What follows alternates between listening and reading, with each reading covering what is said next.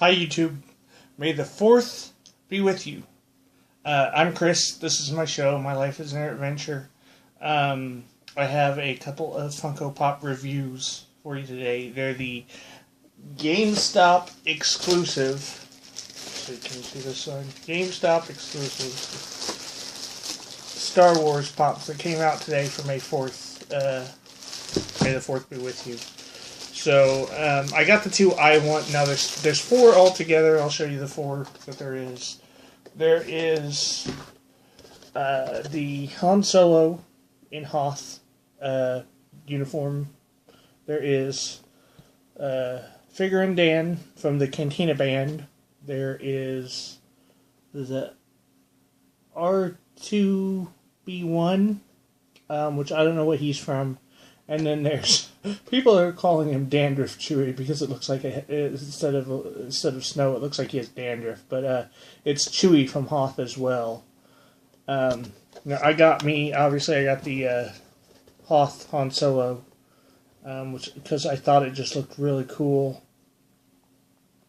And then I also got the Figure and Dan, who is playing some sort of a woodwind instrument there. So let's take them out. We'll take out Figure and Dan. Now, I don't buy a lot of Star Wars Pops because I don't like Bobble. But I buy the ones that I think look cool. And Figure and Dan, always like the Cantina Band. There's supposed to be another Cantina member coming out soon. Not sure when exactly. But I'll be getting him as well. I'll probably be getting the Princess Leia as Bosch, the bounty hunter. I don't know why I closed that. Open it back up. Ooh, we've got two. Now, Star Wars. Now, I don't know why, but Star Wars is the only set that all of them come with stands, and it's just a little plastic stand with two foot pegs, and then you set your figure on.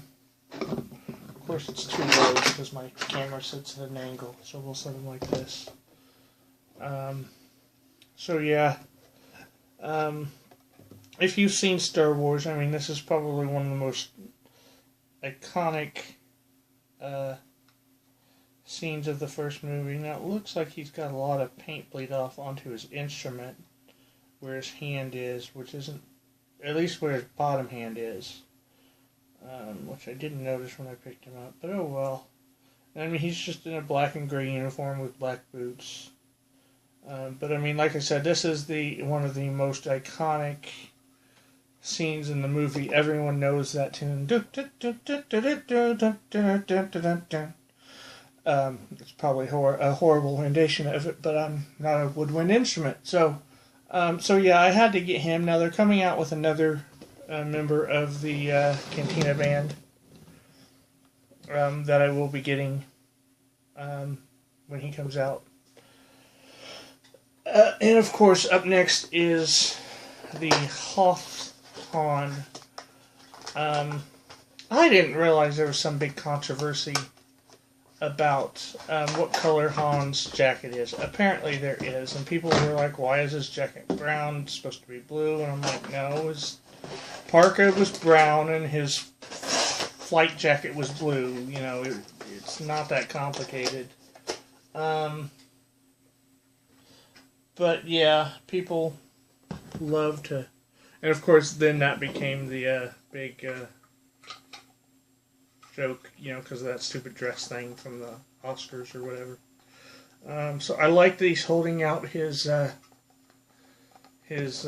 blaster here. Now mine has a little bit of scratch on his head and on his face, there right by his nose, which I can just say he got attacked by a Wampa and survived better than Luke.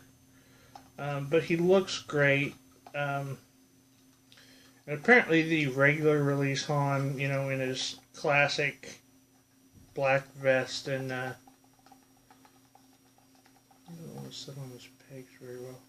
His black vest and white shirt and whatnot. I guess that one is going for quite a bit of money now online. So it's good that they put this one out, and I will get the Luke to go with him. Right now, the only other Star Wars Funkos I have, which I got for Christmas. Let's move him over. The only other ones I have, I got this one for Christmas. It's the Luke Skywalker in X-Wing uniform, which I love. I just think he looks, he just looks classic Luke to me. I'm move him back a little bit so I can squeeze him over and show you. This is the first one I got. Because, he's just a pimp. It's Lando Calrissian. Baron Administrator of Cloud City. It doesn't get more administrative than a Baron. I don't know what that means. But, no, I just thought he looked really cool. And so he was the first one I picked up. And there's some others I want. I think I'm going to get all the bounty hunters if I can still find a Boba Fett. I need to get Bosk. There's a Leia in Bosch, which I've already talked about, that I'm going to get. And if they come out with any of the other bounty hunters, I'll get them. There's a maskless Darth Vader, which came out at Star Wars Celebration, which a friend of mine has and says I can have for, whatever. But I'd have to pay shipping, obviously. I don't know if I want to pay, $22 for a pop. But, so I might get the Hot Topic when they will eventually come out, because I don't care about stickers. Or, whatever. But we'll see. So yeah, this is my Star Wars collection now. I guess I could talk since, let's see, how much, I've only been going for 7 minutes.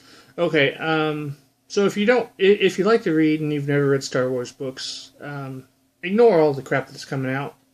I personally won't ever touch it, because as a long-term Star Wars fan, I read books for years and supported the franchise. And I'm not saying I kept the franchise afloat, but I think the book readers as a whole kept the franchise afloat. Sure, the original movies were always going to be classics, but I would say that without the hardcore fans who loved the books and bought all the toys and played all the video games, that the prequels probably would have never been made, which might have been for the best.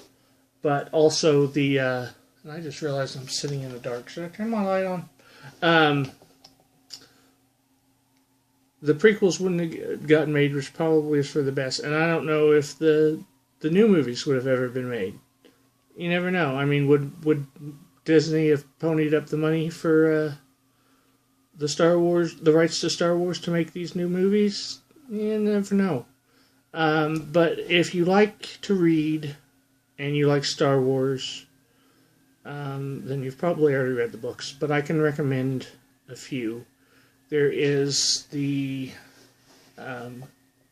X-Wing Rogue Squadron books and the X-Wing Wraith Squadron books.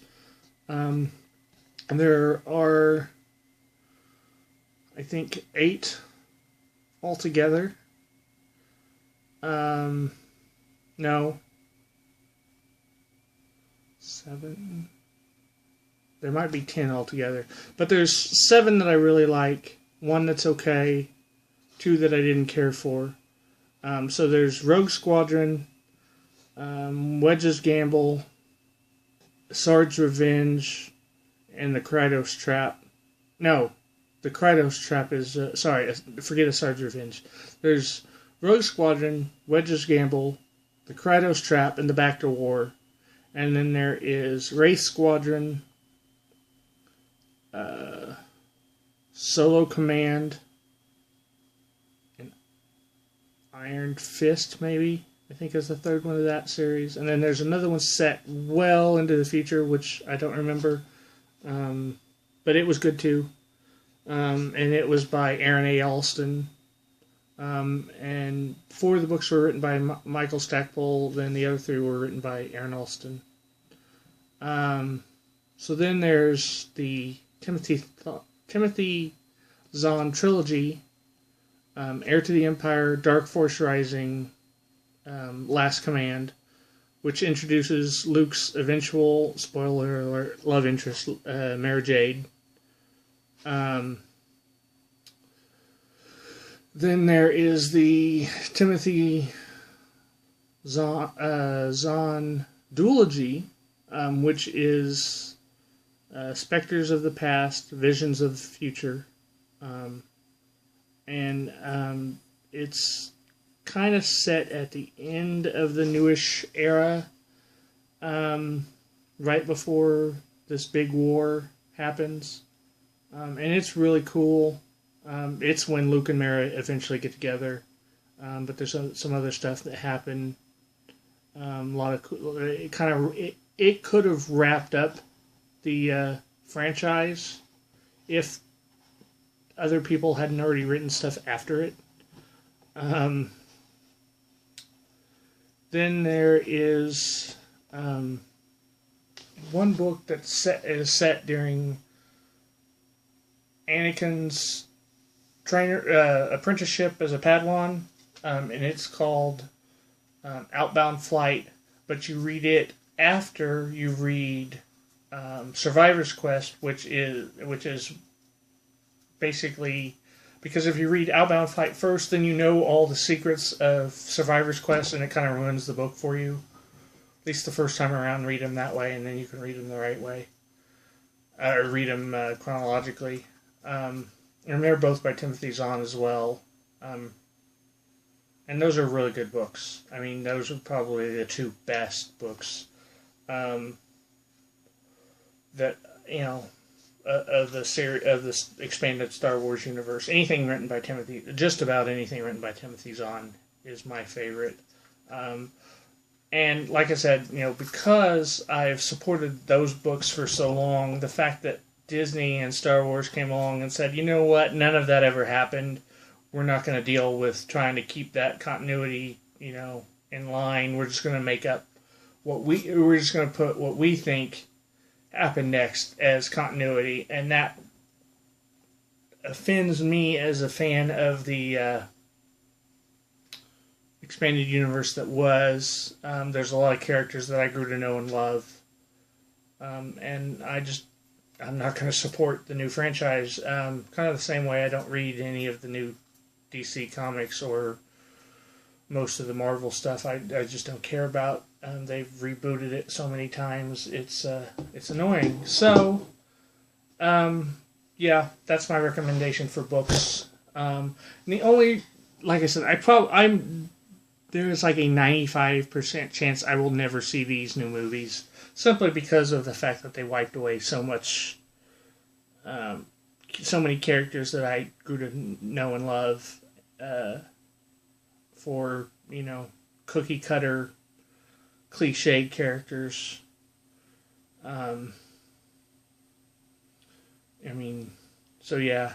The only scene that I thought there was two scenes I thought was cool in the trailer. One of them was, I think it was Darth Vader's helmet in a fire. I don't know if it was still in the fire or in ash or whatever it was. I thought that looked cool. And then the downed Star Destroyer. That thing looked awesome. Those are the only two scenes. I mean, anything else in the trailer, I could give a shit about seeing Han and Chewie together again, really.